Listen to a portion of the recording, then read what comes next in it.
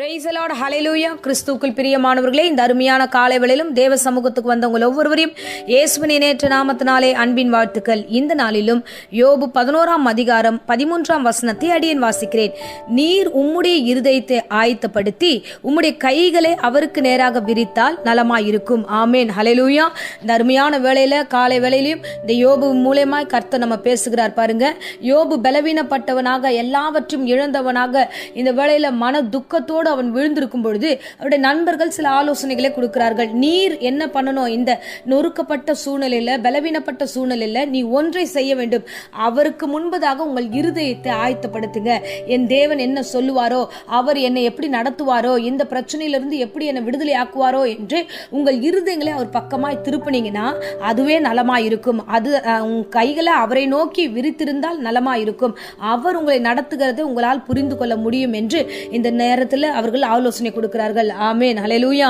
உண்மையாகவே இந்த காலை வேளையில நம்முடைய இருதயத்தை பல கவலைகள் நிமித்தமாக சோர்ந்து போயிருக்கிறது. நம்முடைய இருதயம் பல விஷயங்களை கண்டு குழம்பி போயிருக்கிறது. நம்முடைய இருதயம் பலவிதமான டிஸ்டர்பன்ஸ். இது ஏன் நடந்தது? இந்த விஷயம் ஏன் இப்படி இருக்கிறது? ஏன் இந்த மாதிரி ட்ரையா இருக்குன்னு சில விதங்களை குறித்து நாம புலம்பிக் கொண்டிருக்கிறோம். நம்முடைய இருதயத்தை பல பிரச்சனைகளுக்கு நேராக நிறுத்தி வைத்திருக்கிறோம். இன்றைக்கு ஆண்டவர் சொல்லுகிறார், நீ உன் இருதயத்தை குழப்பாத, உன் இருதயத்தை கடினப்படுத்தாத, உன் இருதயத்தை தேவனுக்கு நேராக திருப்புங்க. தேவாதி தேவன் ராஜாதி ராஜனுக்கு நேராக திருப்புங்க.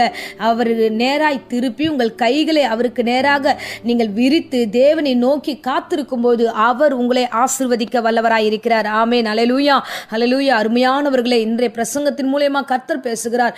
நீங்கள் உங்கள் இருதயங்களை தேவனுக்கு நேராய் திருப்புங்க. காரியத்துக்கு நேராக திருப்பாதீங்க, மனுஷருக்கு நேராக திருப்பாதீங்க, பிரச்சனைக்கு நேராக திருப்பி வைக்காதீங்க. உங்கள் இருதயம் எப்ப பார்த்தாலும் அதையே யோசித்துக் கொண்டிருக்கிறது, இழந்ததை குறித்து யோசிக்கிறது, பலவிதமான யோசனைகளை கொண்டு நீங்கள் அழுத்தப்படுகிறீர்கள். இந்த ஒரு விசை தேவனை நோக்கி பாருங்க. பிரச்சனைகள் என்னவானாலும் சரி, அதை மாற்றக்கூடிய ஒருவர் இருக்கிறார். பிரச்சனைகள் என்னவானாலும் சரி, அவைகளை நிறைவேற்றுகிறவர், அந்த காரியத்திலிருந்து வெளியே கொண்டு வந்து நம்மளை ஆசீர்வாதமாய் நடத்துகிறவர், அவைகளில் ஆசீர்வாதமாய் நிறைவேற்றுகிறவர் நம்மளோடு இருக்கிறார். சோ நீங்க எதை குறித்தும் கலங்க வேண்டிய அவசியம் இல்லை. ஹல்லேலூயா. அருமையானவர்களே, இந்த உபவாச நாட்களிலும் கூட கர்த்தர் உங்களோடு கூட பேசுகிறார். உங்க பிரச்சனைகளை, உங்களுடைய காரியங்களை அவருக்கு நேராக உங்கள் இருதயங்களை திருப்பி என் தேவரீர் என்று அவரிடத்துல ஒப்பு கொடுங்க. அதுதான் சங்கீதக்காரன் சொல்லுகிறார். சங்கீதம் 57:7 வசனம் சொல்லுகிறது, தேவனே நான் ஆயத்தமா இருக்கிறேன், ஆண்டவரே நான் ஆயத்தமா இருக்கிறேன், என்னை பாரும் என்று அவன் ஆயத்தத்தோடு தேவனுடைய சமூகத்துக்கு காலை வேளையில வருகிறார். ஆமேன், ஹல்லேலூயா. இந்த காலை வேளையில ஆயத்தத்தோடு வந்த உங்கள் ஒவ்வொருவரையும் இயேசு தாமே ஆசீர்வதித்து வழிநடத்த வல்லவராய் இருக்கிறார். பாருங்க, புதிய ஏற்பாட்டில் ஒரு சம்பவத்தை குறித்து வாசிக்கிறோம். இயேசு கிறிஸ்து அவரை சிலுவையில் வைத்ததுக்கு அப்புறம், சிலுவையிலிருந்து அவரை கல்லறையில் வைத்த பொழுது அந்த அதிகாலை நேரத்தில் இருட்டோட ஒரு சூழ்நிலை வருகிறது. 3ஆம் நாள் நம்ம லூக்கா 24ஆம் அதிகாரம் 1 வசனத்தில் நம்ம வாசிக்கிறோம். வாரத்தின் 1ஆம் நாள் அதிகாலையில் தாங்கள் ஆயத்தம் பண்ணின கந்த வர்க்கங்களை அவர்கள் எடுத்துக்கொண்டு சில ஸ்திரீகளோடு கூட கல்லறைக்கு அவரிடத்துல வந்தார்கள். இந்த இடத்துல நம்ம பார்க்கிறோம், இயேசு கிறிஸ்து கல்லறையில் வைக்கப்பட்டு 3 நாள் ஆன பொழுது இருட்டோட ஸ்திரீகள் ஓடி வருகிறார்கள். என்னென்ன எப்படி வருகிறார்கள்? ஆயத்தத்தோடு வருகிறார்கள். என் தேவனை நான் பார்க்க போகிறேன், என் தேவனுக்கு சில காரியங்களை கொடுக்க போகிறேன், சில விஷயங்களை பண்ண போகிறேன், அதிகாலையில் அவரை நான் தேட போகிறேன் சொல்லிட்டு அவர்கள் துக்கத்தோடு இருக்கிறாங்க. அதுதான் ஸ்பெஷல். என்னன்னா, அவங்க துக்கத்தோடு இருக்கிறாங்க. இயேசு கிறிஸ்து இப்ப இல்ல, அவரை கல்லறையில் வச்சாச்சு, வச்சு 3 நாள் ஆயிருக்கிறது. அந்த 3 நாள்ல இப்ப துக்கத்தோட, தகப்பன் நம்ம கூட இல்ல, அவர் பேசினவர் இல்ல, நம்மளை நடத்தினவர் இல்ல அப்படின்ற கலக்கத்தோடு இருக்கிற வேளையில ஆயத்தத்தோடு ஓடி வருகிறார்கள், கல்லறிடத்துல ஓடி வருகிறார்கள் அவரை பார்க்க வேண்டும் என்று. ஹல்லேலூயா. வந்தவர்களுக்கு அந்த இடத்துல ஒரு ஆசீர்வாதம் அங்கே உண்டானது. என்ன தெரியுமா? அங்கே இயேசு கிறிஸ்துவை அவர்கள் கண்டார்கள், அங்கே நிற்கிறவரை பார்த்தார்கள் என்று வேதம் சொல்லுகிறது. ஆமென், ஹல்லேலூயா. ஆயத்தத்தோடு வந்த ஸ்திரீகள், ஆயத்தத்தோடு வந்த மரியாளுக்கு கர்த்தர் காட்சி கொடுத்தார். ஆயத்தத்தோடு இருக்கிற உங்களுக்கு இந்த காலை வேளையில எந்த துக்கத்துல இருந்தாலும் சரி, உங்களுக்கு ஆண்டவர் காட்சி கொடுக்க வல்லவராய் இருக்கிறார். எந்தெந்த காரியத்துல உங்களுடைய இருதயங்கள் குழம்பி இருக்கிறதோ, எந்தெந்த காரியங்களை புலம்பிக் கொண்டிருக்கிறீர்களோ, அதிகாலையில தேவனை தேடுங்க, தேவனை தேடுங்க, வசனத்தை தேடுங்க, வார்த்தைகளை தேடுங்க, தேவனுடைய பிரசன்னத்தை தேடுங்க. நீங்கள் உங்கள் இருதயங்களை அவருக்கு நேராக திருப்பி ஆயத்தத்தோடு நிற்கும் பொழுது கண்டிப்பா உங்களுடைய கண்கள் அவருடைய காரியங்களை காணும். ஆமேன், ஹல்லேலூயா. இயேசு கிறிஸ்து அவர்களிடத்துல மரியா கிட்ட வரும்பொழுது அவர் ரபுனி என்று சொல்லி இயேசு கிறிஸ்துவை பார்த்து ஆச்சரியப்படுகிறாள். பாருங்க, ஆயத்தத்தோடு வந்த மகளுக்கு என் தேவன் காட்சி கொடுக்கிறார்.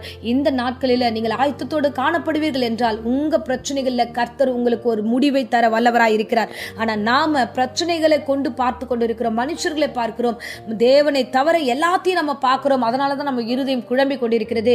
அதுக்குதான் அவன் நண்பர் சொல்றாங்க, உன் இருதயம் குழம்பாதபடிக்கு கர்த்தரை நோக்கி பாரு, கர்த்தரை நோக்கி ஆயத்தமாக, அவரை நோக்கி உன் கைகளை விரிச்சுனா நலமா இருக்கும். ஏன்னா அவர் தான் ஆசீர்வதிக்கிறவர். ஆமென், அல்லேலூயா. இயேசு ஒருவர் மட்டும்தான் நம்மளை ஆசீர்வதிக்கிறவர். உங்கள் இருதயங்களையும் உங்கள் சிந்தனைகளையும் அவருக்கு நேராய் திருப்புங்க. ஆயத்தத்தோடு வந்த மரியாளுக்கு கர்த்தர் ஆசீர்வாதத்தை கொடுத்தது போல அதிகாலையில தேவனை தேடுகிற உங்களுக்கு ஆசீர்வாதம் உண்டாயிருக்கும். ஆண்டவர் வரப்போகிறார், மாரநாதா சீக்கிரமாய் வரப்போகிறார். ஆயத்தம் உள்ள கன்னிகைகள் அவரோடு 5 கன்னிகைகளும் எடுத்துக்கொள்ளப்பட்டது போல நீங்களும் தேவனுடைய பிரசன்னத்துல நீங்கள் ஆசீர்வாதமாய் காணப்படுவீர்கள். ஆமேன். இந்த நாளில அவருக்கு நேராக உங்க இருதயத்தை திருப்புங்க. பிரச்சனையிலிருந்து வெளியே வந்து அவரை நோக்கி பாருங்க, அவரை நோக்கி கரங்களை விரித்து ஜெபிங்க. பெரிய மாற்றத்தை வரும் நாட்களில் நீங்கள் காண்பீர்கள். இப்பொழுதும் அடியேன் உங்களுக்காக ஜெபிக்கிறேன். அன்பு ரட்சகா, இந்த அருமையான வேளையிலும் ஆண்டவரே எங்களோடு பேசின இந்த வேத வசனத்துக்காக நன்றி செலுத்துகிறோம். ஆயத்தத்தோடு வந்த சகோதரிகளுக்கு ஆண்டவரே நீர் காட்சி கொடுத்தீர். ஆயத்தத்தோடு வந்த பிள்ளைகளை நீர் ஆசீர்வதிக்கிற தேவனாய் இருக்கிறீர். இப்பொழுதும் ஆண்டவரே இந்த காலை வேளையில யாரெல்லாம் மன நெருக்கத்தோடு குழப்பத்தோடு ஆண்டவரே விசனத்தோடு இருக்கிறார்களோ, இருதயங்களை பிரச்சனைக்கு நேராய் அல்ல உமக்கு நேராய் இப்போது அடியேன் திருப்புகிறேன். தேவையற்ற டிஸ்டர்பன்ஸை இயேசுவின் நாமத்தினால் அடியேன் சபித்து கட்டுகிறேன். உம்மை நோக்கி பார்க்கிற முகங்கள் வெக்கப்பட்டு போனதில்லை ராஜா. அப்பா, இருதயம் உம்மை நோக்கி பார்க்கும் என்றால் அது என்றென்றைக்கும் வாழ்ந்திருக்கும் என்று ஆண்டவரே சங்கீதம் ஆண்டவரே நாங்கள் வாசிக்கிறோம். இந்த வசனத்தை ஆண்டவரே உம்மை நோக்கி பிள்ளைகள் ஆண்டவரே வாஞ்சிக்கிற எல்லா காரியத்தையும் ஆசீர்வாதமாய் அமைத்து கொடுங்க, ஆசீர்வதிங்க, வழி நடத்துங்க. இன்னைக்கு ஜெபிக்கிற எல்லா ஜெபங்களுக்கும் ஆமென் என்று வாய்க்க பண்ணி ஆசீர்வதிப்பீராக. ஆண்டவரே சரீர பலவீனங்கள் எல்லாம், வியாதி விக்கிரங்கள் எல்லாம் நீக்கி போடுங்க. பூரண சுக ஆரோக்கியத்தை கொடுத்து கர்த்தர் சாட்சியாய் நடத்தும். ஆண்டவரே உம்மை நோக்கி பார்க்கிற இந்த முகத்தை நீர் ஆசீர்வதியும், இந்த இருதயத்தை வாழச் செய்யும், இந்த பிள்ளைகளை பத்திரப்படுத்தும். எல்லாவற்றும் நீரே பொறுப்பெடுத்துக்கொள்ளும். ஆசீர்வாதம் இயேசுவின் நேற்று நாமத்தில் ஜெபித்து ஆசீர்வாதத்தை ஒப்புக் கொடுக்கிறேன் ஜீவனுள்ள நல்ல பிதாவே. ஆமென். Praise the Lord. God bless you.